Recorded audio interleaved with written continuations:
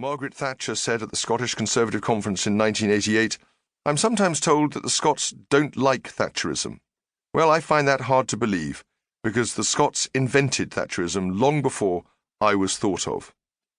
Tracing the roots of her political beliefs to the works of Smith, Ferguson, and Hume, she laid out a view of a world in which wealth would be generated and spread ever more widely, and wise government stood by to harness the efforts of individuals to improve the well-being of the whole community. On the other side of the political divide, the former British Prime Minister Gordon Brown went one better, often associating himself personally with Smith through the accident of their shared birthplace in Kirkcaldy, Fife.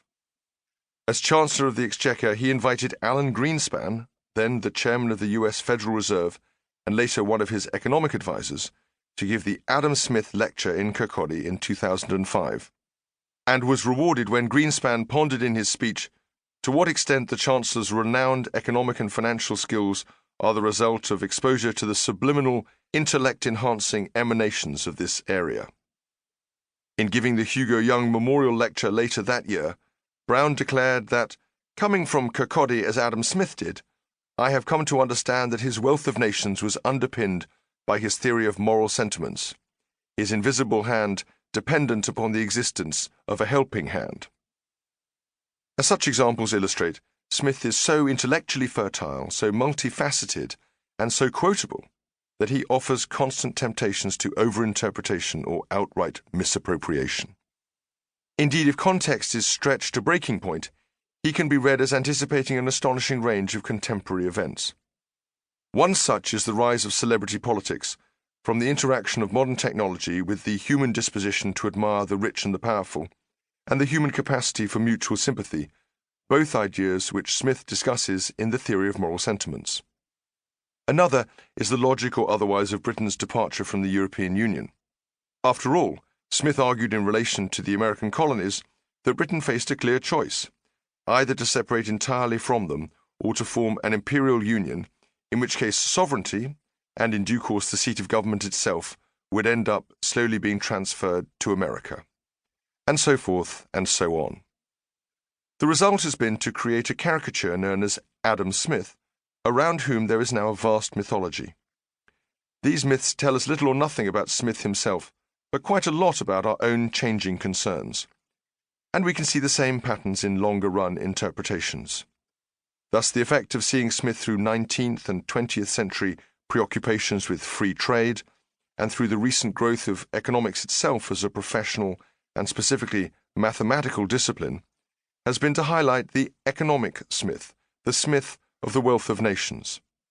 This has served to sideline what might be called the political Smith, the Smith who examines how power, property, and government co-evolve, and the nature and impact of commercial society, both in The Wealth of Nations and in his unpublished lectures on jurisprudence, and the moral Smith, who advances in the theory of moral sentiments a startlingly modern account of how moral and social norms are created and sustained by human communities.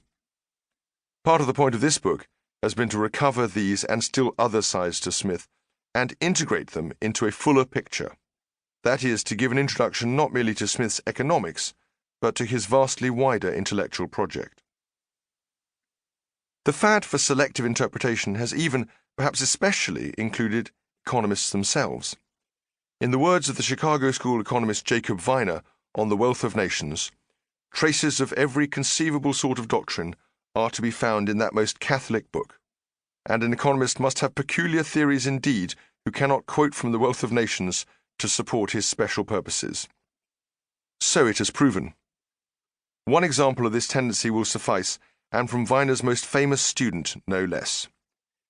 In a famous article of 1977 for Challenge magazine, Milton Friedman, fresh from winning a Nobel Prize in the previous year, undertook to spell out Adam Smith's relevance for today.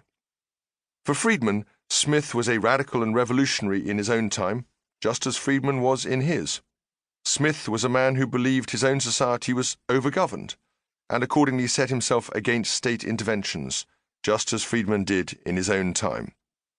Smith's doctrine of the invisible hand reflected his view that human sympathy was unreliable, limited, and needed to be economized, while free markets generated human well-being.